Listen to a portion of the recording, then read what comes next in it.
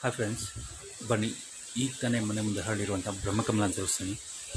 ಎಷ್ಟು ಚೆನ್ನಾಗಿ ಹರಡ್ತಿದೆ ಅಂದರೆ ಇನ್ನೂ ಅರಳಕ್ಕೆ ಸ್ಟಾರ್ಟ್ ಆಗಿದೆ. ಹಾಂ ಹಾಂ, ಇದ್ರ ಪರಿಮಳ ಅಂತೂ ಸೂಪರ್ಬ್ ಆಗಿದೆ. ನೆನ್ನೆ ಒಂದು ಹರಳಿತ್ತು. ಸೊ ನೋಡಿ, ಅದು ಈಗ ಬಾಡೋ ಸ್ಥಿತಿ ಇದೆ. ಇದು ಇನ್ನೊಂದು ಈಗ ಅರಳುತ್ತಿದೆ. ಸ್ವಲ್ಪನೇ ಒಳಗಡೆ ಬಿಡ್ತಾ ಇದೆ, ಪೆಟಲ್ಸ್ ಎಲ್ಲ ಹೊರಗಡೆ ಬರ್ತಾ ಇದೆ. ಅದೇ ಇನ್ನೊಂದು ಕೆಳಗಡೆ ಅರಳ್ತಾ ಇದೆ. ಆಲ್ಮೋಸ್ಟ್ ಅರಳು ಬಿಟ್ಟಿದೆ. ನೋಡಿ, ಬಂದಿದೆ ಸ್ವಲ್ಪ.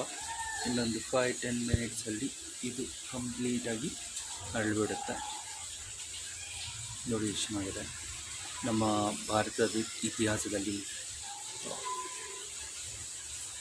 ಬ್ರಹ್ಮಕಮಲಕ್ಕೆ ತನ್ನದೇ ಆದಂಥ ಒಂದು ವಿಶಿಷ್ಟ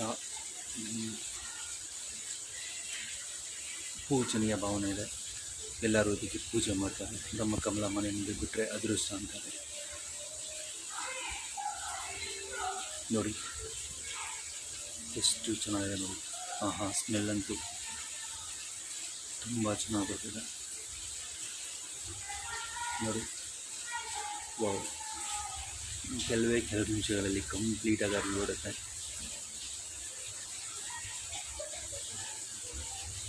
ಹಾಗೆ ನೋಡಿ, ಇನ್ನೂ ಸುಮಾರು ಮಗ್ಗುಗಳು ಬಿಡ್ತಾ ಇದೆ. ಇನ್ನೂ ಸ್ವಲ್ಪ ಲೇಟ್ ಆಗುತ್ತೆ, ಅವೆಲ್ಲ ಆಗುತ್ತೆ.